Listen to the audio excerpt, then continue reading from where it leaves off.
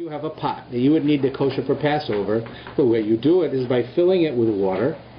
Right? The first thing is it has to be clean. Preferably you should wait 24 hours from using it for chametz, and then you would fill it with water. And if you have a let's say a pot that became unkosher, or a pot that you want to switch to Pesach, so you would have a large Pesach pot filled with boiling water on your stove. And you would drop this pot into that pot. And by doing it, it causes everything to come out of the pot, and it dissipates and as if it's not there. And so therefore both pots become kosher. Right? The outer pot that's boiling the water, that was kosher in the first place. The second one now becomes kosher and does not make the original one unkosher.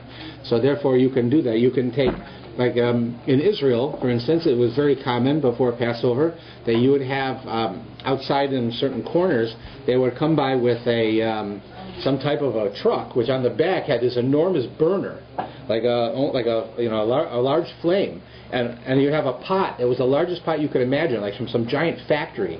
Gallons and gallons and gallons would go into this pot, and they would heat this up as high as they could, and then they would take like a basket made out of metal. It's like some type of metal that water could go through. So it was like a screen, let's say. And you would take a kiddush cup or your silverware or a metal pot and put it in this basket, and they would pull it up and they would put it in and pull it right out, and it would have gotten hot enough very quickly to become kosher. Because as a giant pot, it's being heated all the time, and you're putting your object in, it comes out, and it's fine. So that's how it was done in Israel. They do it communally. In other words, every person doesn't do it themselves. If when you need it done, you go down to the corner and you pay a fee, usually to a charity, and they do it for you. The Aguda usually does that every year here also with a big pot, and you can go down there and they'll kosher your stuff for you, and there's probably a fee involved as a fundraiser for the shul. They usually advertise in the different Jewish newspapers that they're doing it. But if you're going to do it yourself, you need to have a large pot, large enough to put whatever you want into it, and that it'll all fit, right? Whatever you put into it. So if you wanted to, for instance, instead of koshering a pot, you want to kosher silverware. You have plain metal or silverware, and you want to change it over to Passover. You simply drop it into the pot of boiling water, one at a time, so that the water covers the entire piece that you're dropping in as it's falling down. That's why it's one at a time. And it becomes kosher. And then what you do is eventually you take it off the fire, and you let the water cool down, and you take the silverware out. That's not part of kosher. That's so you don't burn your hand. Right? So that's why you do it. Somebody suggested getting a laundry net. Yeah, it's the same thing as the screen basket in the larger case. Do you need stones in the bottom of it? The only time that you need to put a stone in is if the pot itself that you're using to kosher itself needs to be koshered. For whatever reason, it's either unkosher, you're making it kosher, or it's not Pesach and you're making it Pesach.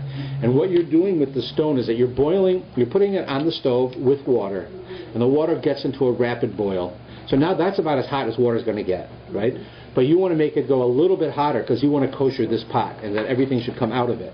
So what you do is you take rocks which you have heated, they're heated rocks, and they retain the heat, and you drop one into that pot, and it'll cause the water to foam up instantly, and it'll just spill over the sides, and by spilling over the sides it koshers the entire pot and messes up your kitchen at the same time.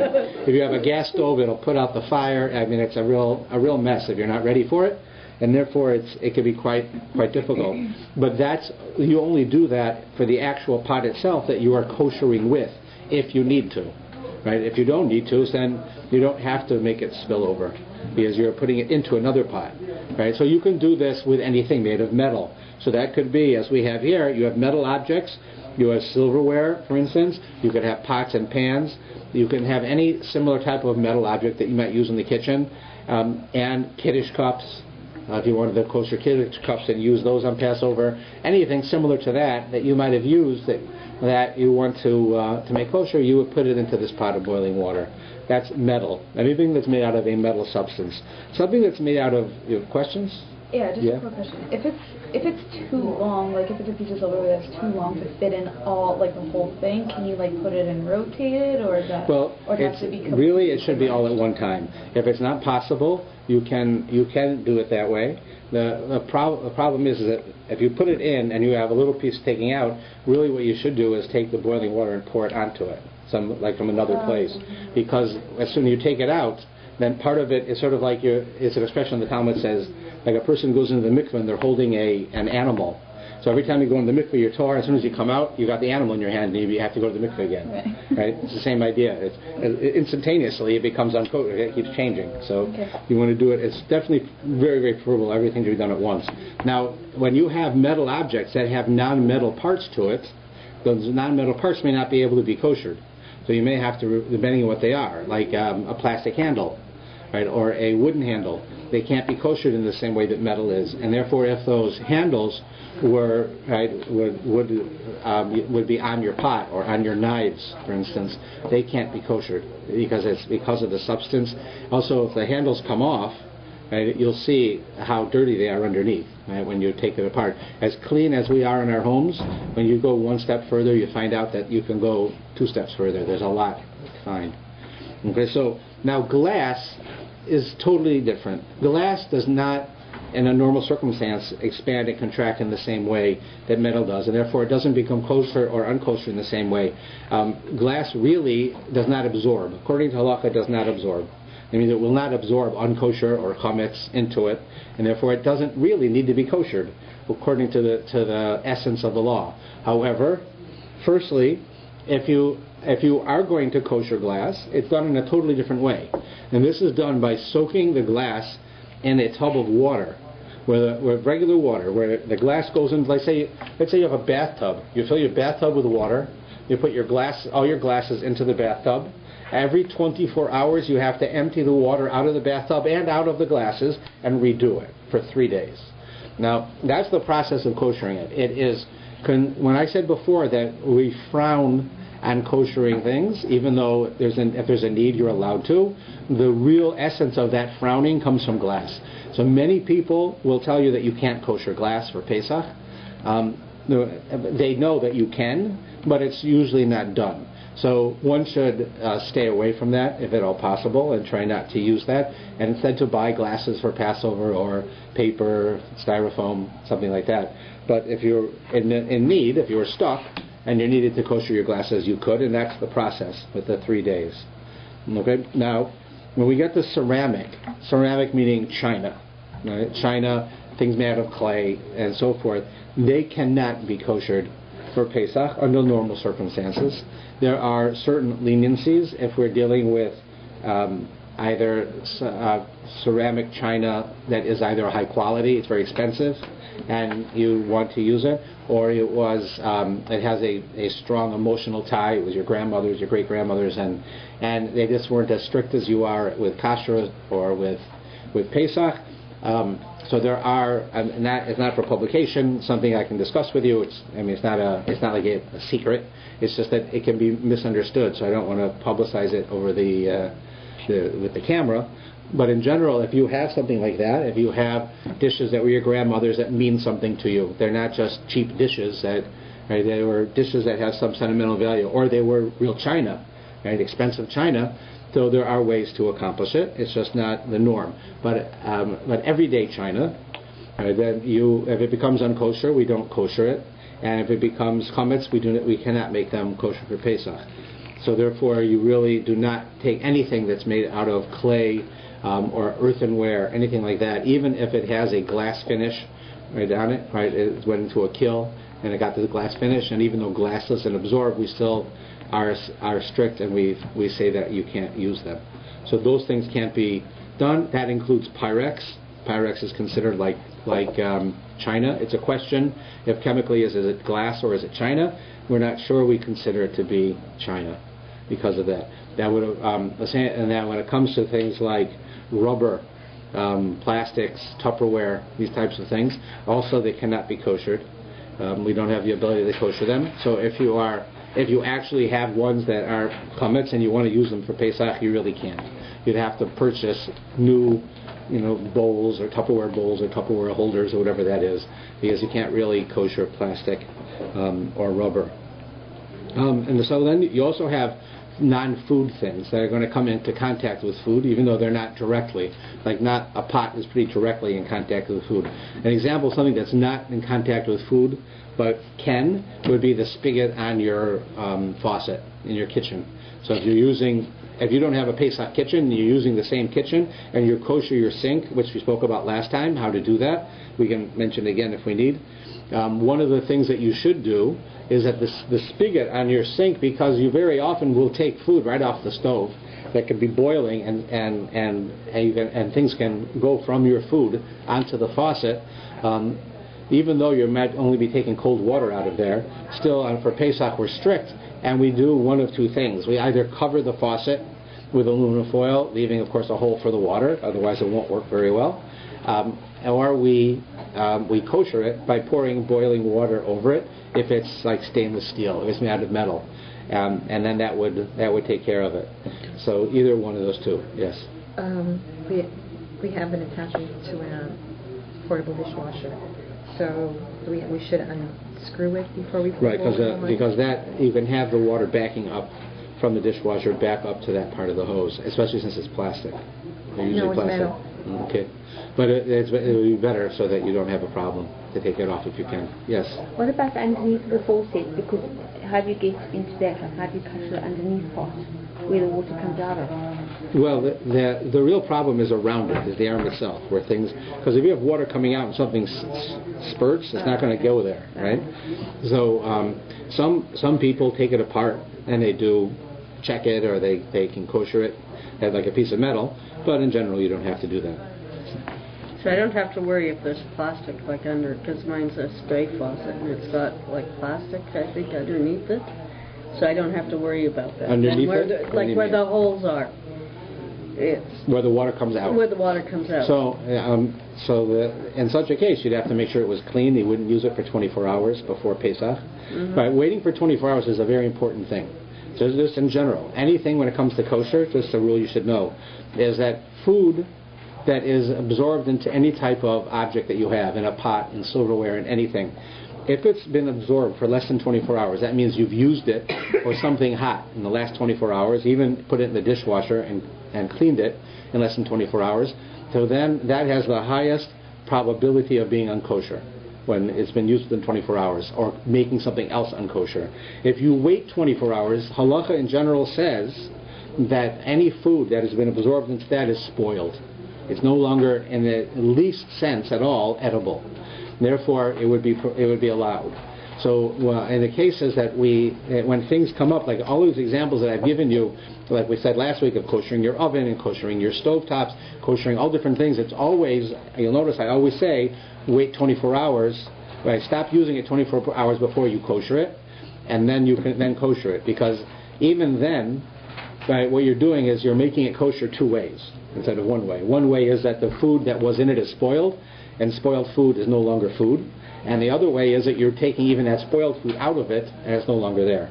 So you're basically doing it two ways, and it's even better, right? When it comes to Pesach, we've said many times that while you, in your normal life, when it comes to kosher, you may be more lenient in certain areas, on Passover it's totally appropriate to be strict. While you may feel, being strict is not who I am in most of your life. Strict, I don't mean not strict that you don't follow the law. I mean you follow the law and you don't go beyond the law. On Passover, it's very common to go beyond the law. And very often the actual way that I'll be telling you something is an accepted way of going beyond the law, and that's normal. It becomes normal. Like koshering glass. Koshering glass is, you can do it. It's very common to go beyond the law and not do it. Yes? So to kosher your sink, you have to wait 24 hours, and then? Yes, you should wait 24 hours from the time that you had hot food in it. Right? And then you would pour the boiling water in a stainless steel sink. So would you clean it first, or you would wait, you wait 24 hours, and then clean it, and then pour the boiling water in it? You can do either way. If you clean it and then wait 24 hours, that's also fine, because there's no food on the outside. The food that's been absorbed is spoiled. Or if you wait till the food's spoiled and then you clean it, you've also cleaned it and the food is spoiled. So either way, you can do it. The 24 hours, though, is essential. That's a very important part.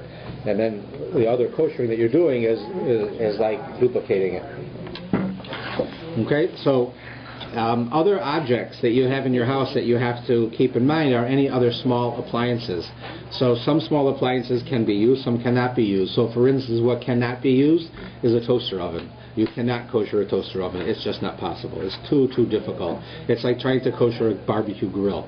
Yeah, both of them are possible to kosher. But basically all of the books say you can't do it, because there's just so much difficulty involved in both the toaster ovens and barbecue grills and this type of things, that it's not worth the effort they have to put into it versus purchasing a new one or living for a week without one. Okay, so especially when you're things like a toaster, which is used specifically for bread, and to have crumbs inside of a toaster even after you cleaned it is totally shouldn't be expected, so you would not be able to kosher a toaster. But what areas that it could be done would be to kosher the blade from your can opener if you didn't have one. Again, you try not to kosher things if you don't have to, and if you can buy yourself a can opener for Pesach, even if it's a manual one, so then you do it. But if you don't, you can kosher the can opener because it's not really used with hot food, and it's easy to kosher. Yeah, and it's metal. But one has to weigh each one of your appliances, and we went through the large ones before: the refrigerator, oven, stove, microwaves, and so forth. So each one has a little bit different rules, but they can, for the most part, the larger ones can be koshered. Now, if we could skip a bit to the Seder itself. And rule number one with the Seder. Everybody, I know it's very hard for all of us, especially now that the government has decided that from now on we're going to change the clocks before Passover. It's never going to be Passover starting an hour earlier. It's not going to happen until the government changes the law again. The law now, it will always fall out before Passover. So your Passover Seders are going to start rather late, no matter where you are. And of course, there are people in the situation, as many of us, who have family who are not observant, or we have guests who are not observant. It creates a great amount of problems because they're not used to it. They're not used to staying up so late. They're not used to waiting so long. By the time they eat, it's going to be 10:30, 11, 12 o'clock at night. They're not starting until after 8 o'clock. And it makes a big difference. So rule number one when this happens in your house, well, by the way, we could have a class discussing how you can minimize that problem. In fact, Dr. Bloom on this Shabbos is going to be giving a class on that topic. We had gone over it together, and he learned from others of how to make your Passover Seder more palatable for people who are not observant, who you need to have there for whatever reason, and still fulfill it 100%. But in general, rule number one is your Passover will end is directly correlated to when you start. And the biggest problem with Passover Seders is from the moment people enter the house to the time they start the Seder. That's where we waste the most amount of time. It's just advice. One thing that should be done is that you prepare the Seder plate, the Seder table, before Pesach starts, as long as it's not Shabbos. This year it's not. You set it up before nightfall. And you even go so far, as we're going to discuss in a moment, as already separating many of the objects that we use, like matzah, for instance. Each piece of matzah that we have, you have a certain amount you have to eat. So if you have 20 people at your table, and you're sitting there trying to measure each one with your hand, as everybody's sitting there waiting, it takes 15 minutes. But if you beforehand, and make little amounts. You put them in bags, like in Ziploc bags, or you put them on the table, next to each other, or on a side table, so that after you make the emotzi, you can grab one, take a piece from the emotzi, and start handing them out. That can save you 15 minutes. These types of things can literally save 2 hours from your Seder because of when you start and your organization. Yes? I thought you couldn't prepare for the second Seder before candlelight. No, you can't. Here I'm first speaking of the first one. Okay. The second one you can't. There's nothing we can do about that, right. And it'll even start even later, because of just of the time. But the first night is a bit earlier, especially if you plan in advance and you do it. So you can do all of those things. So let's talk about some of them: the moro, the matzah, the wine, and so forth. So even though it's out of order, let's start with the wine. So one of the biggest problems that most of us have with the wine is to define what is a glass of wine. When you have to have 4 cups of wine, what is the definition of a cup? So there's the law, and then there's the way that we do it, which is beyond the law, but there's ways of minimizing this, which is the law. For question number 1, how large is a cup according to Jewish law? So there's various opinions, but we would say approximately 3.3 ounces would be a cup That's a very small. That's your bathroom cup, right? A little bathroom cup. That's basically all it has to be, minimum. So if you would go and get yourself cups for Pesach that are, let's say, 5 ounces, 5.5 ounces, small kitchen cups, bathroom cups, that size, not only are you able to fulfill 100% the 4 cups with those cups, but you're able to even be strict, because the law is that you have to drink a certain amount of wine. Let's say it's 3.3 ounces you have to drink, right, in the cup in order to fulfill drinking a cup. But there's also another law that says you have to drink the majority of the cup. So if your cup is 10 ounces, then you have to drink over 5 ounces to drink the majority of the cup, which is more than you need to drink to fulfill the mitzvah itself. So if you want, you really should fulfill drinking the majority of the cup. There is a custom that is a bit stricter, which is to drink the entire cup for every one of the 4 cups. And that's a very common one, and it's a good one to do. But again, if you have a 16-ounce tumbler in front of you, you drink 16 ounces 4 times, you won't make it through the Seder. So you really should. One thing that will make a world of difference in your success of having a Seder is using cups that are reasonably sized, reasonably small sized, because those are the ones that will make it much easier to do, and you can drink throughout the whole Seder, and it won't make you sick. That's one. Now let's look at Moror. We had in our class, I don't know how many of you were able to come Sunday morning, but the Rosh Yeshiva from Yeshiva University, Rabbi Schachter, was there, and he went through a lot of these things. So one of the things he told us about Moror is, what is the definition of Moror? We know this from the halacha, but he explained it very well. The definition of a bitter herb, to be succinct, can't run too late, is that it is not horseradish. Horseradish is, according to many opinions, if you eat horseradish as your bitter herb, you have not fulfilled the mitzvah. So horseradish is not the bitter herb. It's I know that we've been doing it all these years, and for sure, ground horseradish is not fulfilled the mitzvah. Even if you want to have a whole horseradish, it's preferable. The number one most preferable thing to use for your moror is romaine lettuce. That's the number one thing. It says that the herbs are supposed, this bitter herb, so to speak, bitter vegetable is supposed to be bitter. Romaine lettuce, as I do, is not really bitter. So it was explained, and it says in the halacha, that actually if you leave romaine lettuce attached to the ground longer than we do, it becomes bitter. Right? It becomes overripe, so to speak. It becomes bitter, and that's what it's referring to. Our romaine lettuce is not bitter.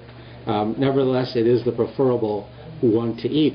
There are those who say that iceberg lettuce is acceptable. However, we learned that iceberg lettuce did not exist in the parts of the world that we came from. So that certainly was not the intention of the people who gave us the Haggadah, that we would actually go and use iceberg lettuce. But it would be very preferable to horseradish.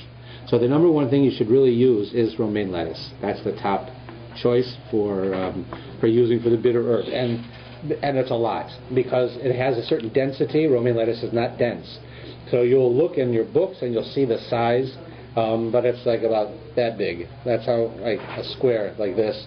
Oh, not 8.5 by 11, but I'd say more like 6 by 9 or 6 by 8 area. Would be what one person has to eat to fulfill the mitzvah of moror. If they're eating the stalks with the branches. If you're eating just the stalks, which are more dense, it's less volume. It's less. You have to eat less. But usually we get the stalks with the romaine lettuce with the leaf, and that would mean you'd have to almost the size of a sheet. If I cut off a third of the sheet, and that's about the size. So maybe 3 or 4 pieces would be considered the mitzvah. What do you say to your people who are at your table who are not religious, who you're handing them a full salad? I think that when there are people who are not observant, you certainly can explain to them, right, the idea of what we're doing. Because in general, people, they don't realize that when the Torah uses a word, it has a special meaning. When it says a cup, it has a meaning. What is a cup? It defines a cup. When it says you have to eat matzah, it defines what is considered eating.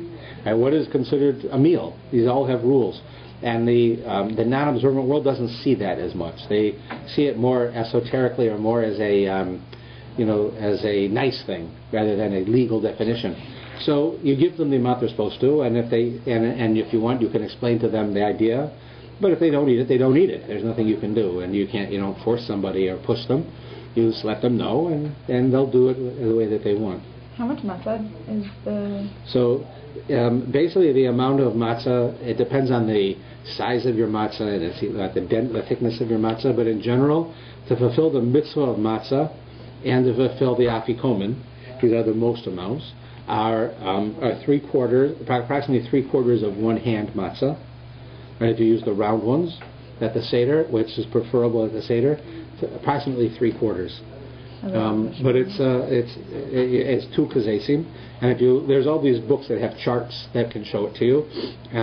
You can even do it by weight if you do it beforehand, and we can get you the exact amounts if you want to set it up before, as I described. You can do that. But basically, it's about 3/4 of a matzah, and there's no need for more than that. People at the point when you eat the matzah, it's the first thing you've eaten for quite a while, and people will often overeat. Just be careful, because you have to eat that approximately 3 times.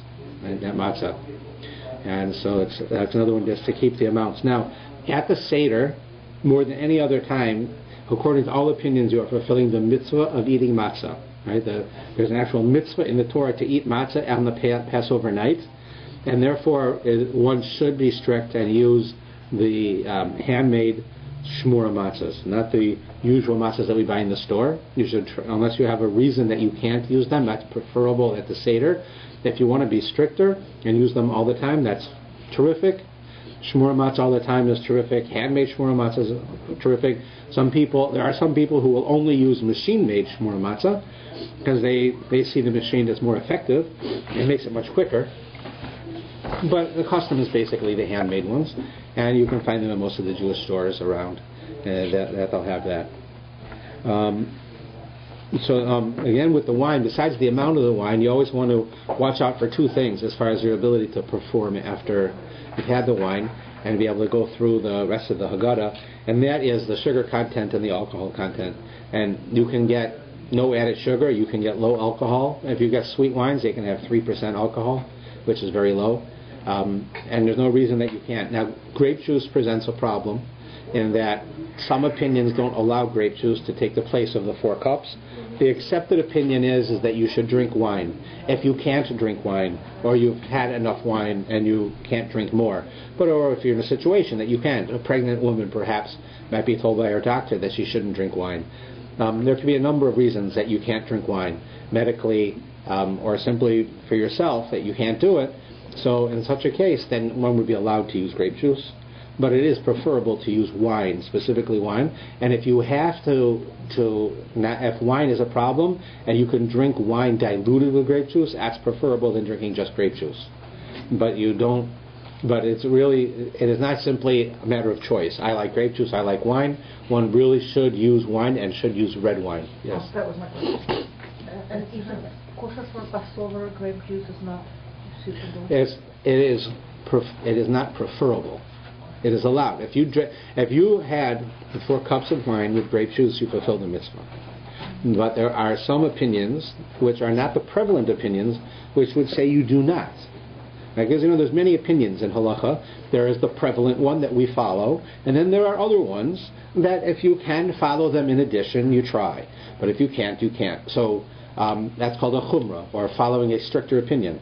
So a stricter opinion, there are some that say that grape juice should not be used for the 4 cups. We do use it, but it is preferable to use wine. Second to using wine would be wine mixed with grape juice, and then thirdly you'd use grape juice. It's allowed. Now, don't get me wrong. If you're not supposed to drink wine, don't drink wine. Okay? It has to be red wine? Red wine is preferable. If you use white wine, it's good to put a few drops of red wine or grape juice in it to color it. It's supposed to be reminiscent of the blood or the wine that they use then, and it's the color. The color has significance. So you can use white, but better to use it with colors. Okay, the karpas. So the karpas is that vegetable we have pretty early on in the Seder. And the karpas, usually most people will use parsley or potatoes. Both of those are acceptable. You boil a potato. Boiled, not roasted potato. You could roast it, but I don't know how it would come out. I suppose it would come out fine. That's not a question with potatoes. It's not a problem to roast them. Oh, okay, any kind of potato, any way it's made. Yeah, commonly you find them boiled. That's usually what you find, a boiled potato, or a piece of parsley. The karpas is simply, although it has more significance, it's an appetizer. Its purpose is to raise one's appetite. You're not supposed to eat a lot of it. It's just a taste. And it has all the significance that the Gada says. You have to be careful not to eat a kezayas. A kezayas is the minimum amount that one usually eats to fulfill a mitzvah. Kezayas is the minimum amount of eating. And here you do not want to have a kezayas because you do not want to have to say an after blessing. You say the first blessing of a dhamma, but you don't want to say an after blessing because you need, that blessing should apply later on as well when you eat the moror, so that it would cover the moror. And if you say an after blessing, you have to say another blessing again, and then you enter into questions. So once you eat a minimal amount of the karpas. Now the meal is probably one of the biggest discussions, let us say, in most households, because we really overdo it. I mean, the idea is, of course, it's Yom Tov, and you should celebrate on Yom Tov, and you should have a nice meal. But I think all of us have experienced more times than not that we prepare a beautiful meal and people just don't eat it. Or they eat it and they don't eat as you expected. Because it's 11 o'clock at night, you've just eaten an enormous amount of matzah and romaine lettuce and all these things, and now you're going to have a meal, right? And it's late at night, you're probably exhausted from all the preparations. So people often don't appreciate it. So one thing is, there is no rule that you have to make a giant meal. There's no such thing. You don't have to make 4 courses. You don't have to make a big meal. You can make a smaller meal. You should have, of course, you have to have the matzah with it. You should have some main course of chicken or meat, and we'll discuss the meat in a minute. But you don't have to have fish and soup and this and this and this. If you do it, terrific. It's a wonderful thing, and your family enjoys it, and you can do it. But if you are finding that people are not eating and that they're really not overenthusiastic, then you can minimize it, and there's many other things for you to do getting ready for Pesach that you don't need to make a giant meal. The one question that comes up all the time is about the main course having to do with meat. Are you allowed to use meat on Passover? And the reason this question comes up is because we often find that it says that we learn in the Lacha that a person is not supposed to have meat at the Seder that looks like the Passover sacrifice. Passover sacrifice was basically a lamb cooked on a rotisserie or on a spit. Looks like a rotisserie. And therefore, if we cook meat in a manner similar to that, that's forbidden, because we're not supposed to give the impression that we're eating sacrifices today. We don't eat sacrifices. So therefore, the meat should not look like it was made in such a way. So therefore, what is forbidden is very specific, because then it'll tell you what you can do. If you're going to make a roast, on a rotisserie, to make it on a barbecue, to cook it, to roast it and cook it dry, that you can't have at the Seder. But if you would take a roast and you put it in a pot and you add water to that roast, right? I don't mean like a soup, but you just add water. That's how you cook it, with added water. That is permissible. Where people get confused is that if you would put meat into a pot and cook it and not add water, that would not be allowed. Even though the meat will cook in its own juices, which is not the same as on a rotisserie, but it's the definition, the idea is that you need to add the water. And by adding the water, then you're not dry cooking it. It's not cooking in its own juices.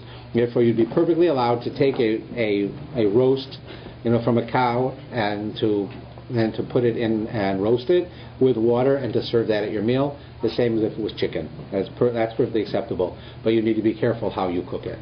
Questions? Yes?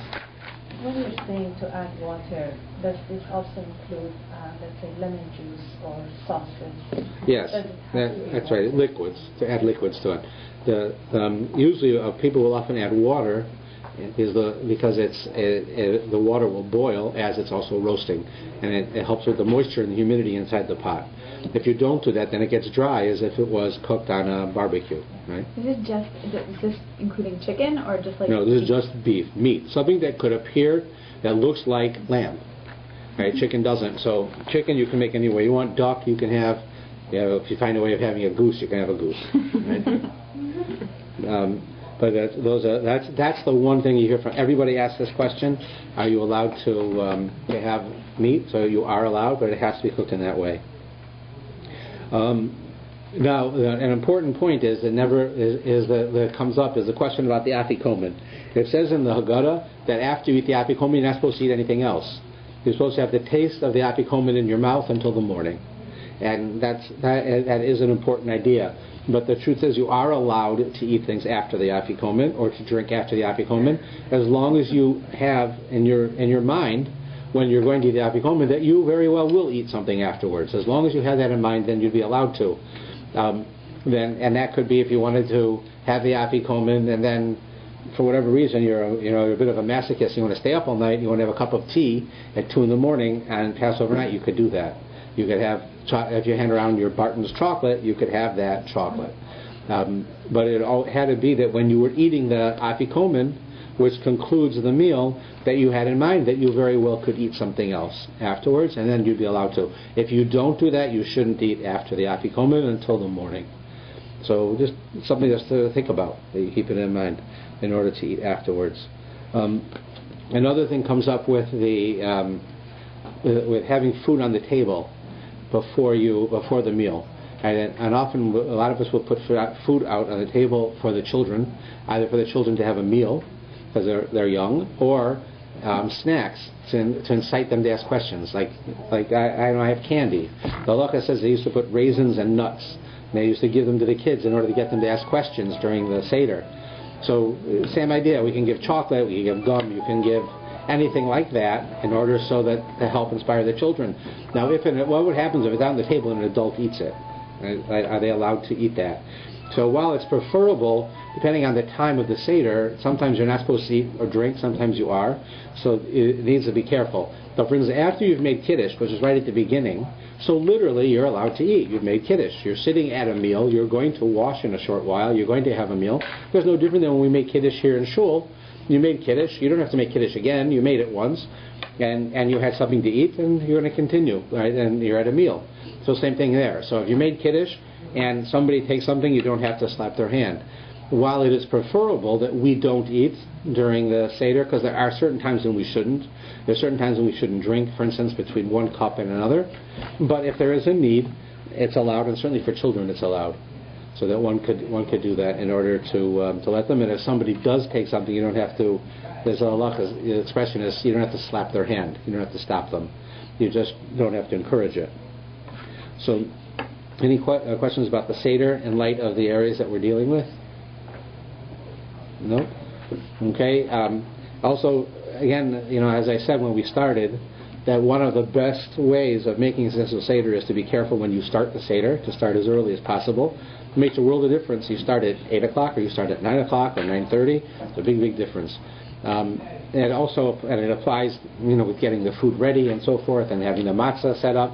So the same thing happens with the afikomen, having to look for the afikomen. So everyone always asks about this with the kids and the afikomen, right? Because you can spend an hour convincing the kid to give you the afikomen back.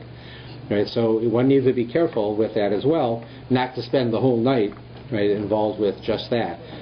People do ask the question about how is it that we teach our children to steal? Because there's two customs, right, with the afikomen. One is that someone takes the afikomen and they put it somewhere, and the children steal it from you, right? The other one is that you hide the afikomen and they have to find it, right, sometime during the night.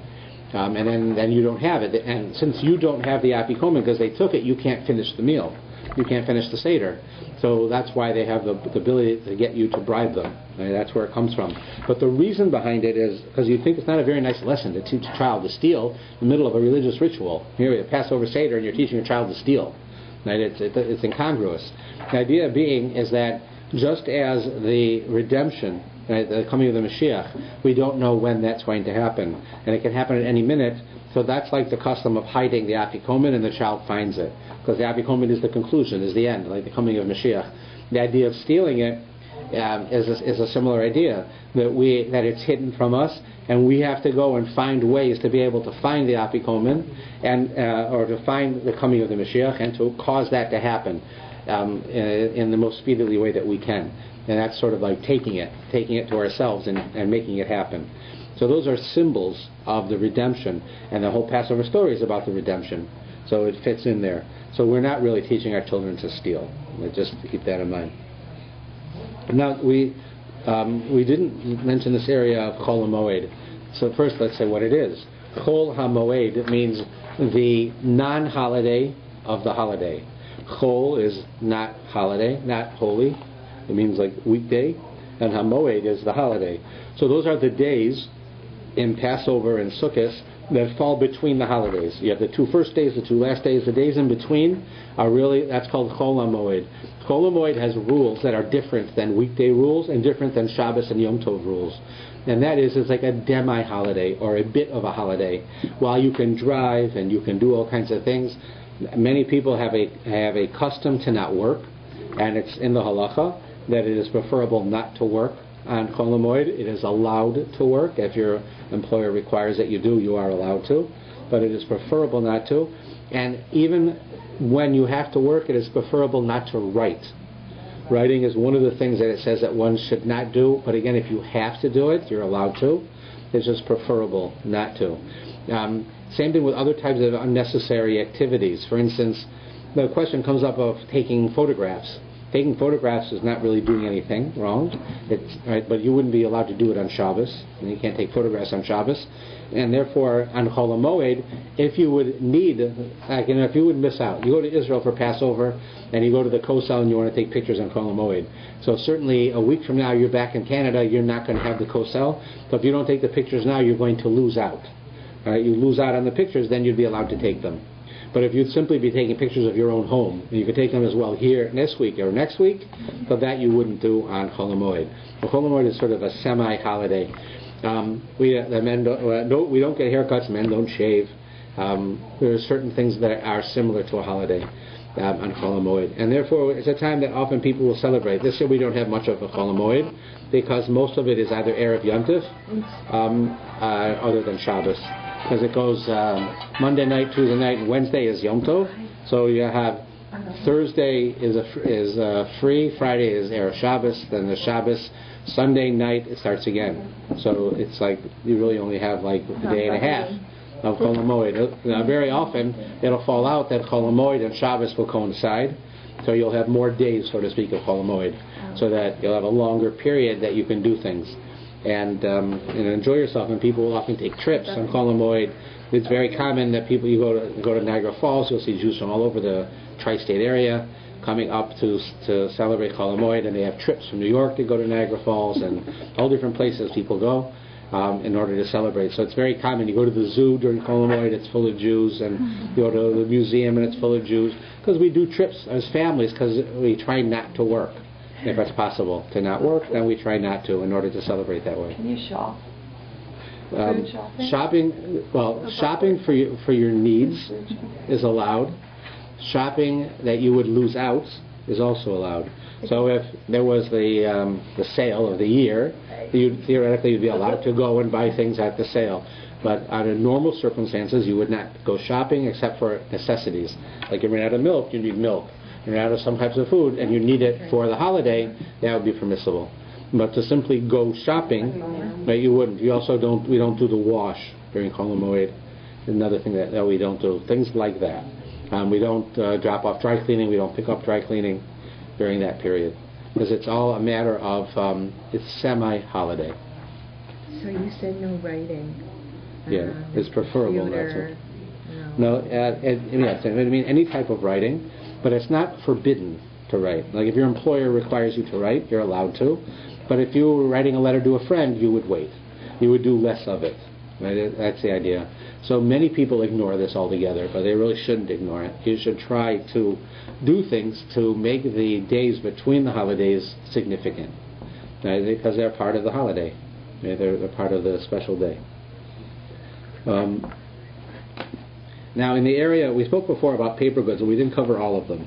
And we didn't talk about shmura matzah or kitnios.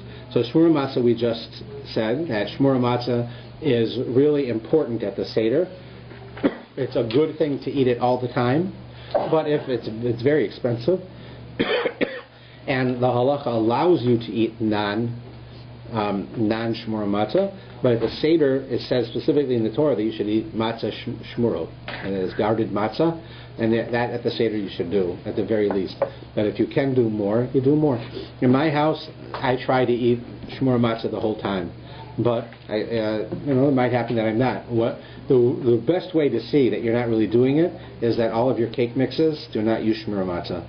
So if you're making cake mixes, right, to eat during the week of Pesach, which most of us do, so then you're not eating shmur matzah all the time. That doesn't mean that you don't have to eat shmur matzah all the time. But if you are going to, then it would include this. Yes? If you're having like a cake at the Seder, is that okay? Yeah, it's different. It's not for the mitzvah of matzah. Right. So let's see. Well, let's talk about kitnios. Kitnios is a very misunderstood idea, and there are many sources as to what it is.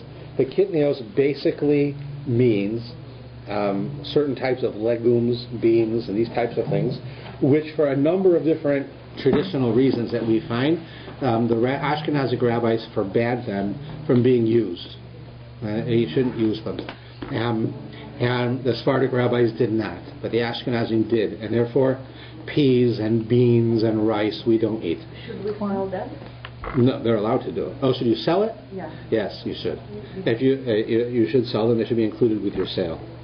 But it's not a necessity. If you didn't, they're not considered chametz from that wasn't sold. So if you didn't, you can still use it. But it's preferable to sell them, and you shouldn't use them. Now, if you're Ashkenazic and you get invited to someone's house who's Sephardic, and they use kitnios, you cannot eat the kitnios, but you can eat in their house. Okay, so it's important to keep that in mind. You are allowed to eat from pots that cooked kitnios on Pesach, but you're not allowed to eat the kitnios. So if you're at the house and they're making food and they're serving rice and meat, you can't eat the rice, but you can eat the meat, even if the meat came into contact with the rice, or it came into they used the pot to make the meat that they had used to make rice. That's okay, but we are not supposed to eat kitnios regardless. Yes. It's corn kitnio. Well, we can't use it. You can't use it? Right, just regular corn, no, we don't use. Like Ashkenazim do use it, or right. Nobody uses it? No, Ashkenazim. Uh-huh. We had one time peas was a problem. Peas are kitnios, and my wife was very Sephardic. And one time when we were in Colorado working on campus, and we had a Seder with like 200 students, she decided to make peas. So, 200 Ashkenazi students who aren't observant, but everybody knows something. And she was ready to put out peas and came to the realization that peas are not allowed to eat them. But she had been raised where she could, so it made a bit of an uproar. So it's not a really terrible thing, but kitnios is important. It's something that we follow, and that is an important thing. Then the next thing in the same area, although I didn't write it down, is what's called gebruchs. I'm sure you've all heard about this. Gebruchs is the idea of, do you put matzah or anything made from matzah into liquid? Because there is an opinion that says that we have to be careful that when we put matzah into liquid or anything made from matzah into liquid, there could be a small amount of flour on it, and therefore you're making chametz. And therefore there are people who are strict, and they will not cook with matzah meal. They will not allow matzah to come near soup, near water, or anything. They can go as severe as putting the matzah that you eat in a bag and have to literally eat it out of the bag. There's some people who do that, but most people who follow this are just strict to make sure that they don't mix it, so they don't have knedels and they don't have many of the things that we have that we think is fairly normal. They won't do it, and most of the things that they make are made from potato starch rather than from matzah meal. And that for those who keep it, it's extremely important to them that they keep it. If you do not have this custom, listen clearly, do not take this custom. Okay? It's what I told you before, that it's good to be strict in many areas. This is an area that is not necessarily accepted as being necessary. Those who follow it, terrific for them, and it's good for them, and they should do it well. But for those who do not follow it, you are not any less religious, and it is not something that you should aspire to.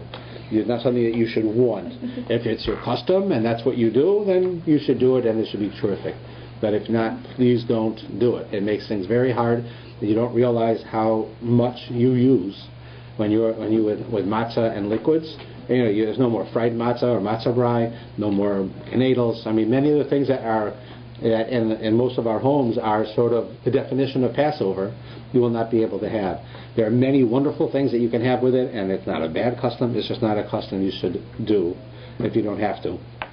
They say, I don't know if it's true, but it certainly could be, that the Chavetz Chaim himself used to get bothered by this question all the time. That people used to come and ask him, do we have to do gebrachos? Can we do gebrachos? Can we put matzah in water? And so they say that he used to take a glass of water and put a piece of matzah in it and put it in the window of his house. So people would stop asking him. I don't know if that's a true story. But the idea is that he definitely did use it. And, it wasn't a question of his religious level. It's a question of what your custom is. And it's primarily a custom in the Hasidic areas. It's not a Sephardic custom, and it's not a standard Ashkenazi custom. It's certain groups who did it. So if you need to, then you do it. But if you don't need to, please don't do it. It'll make your life very hard. Now, we said that we would discuss the various forms of toiletries. So first I'll tell you the law, and then again I'll tell you how it's practiced.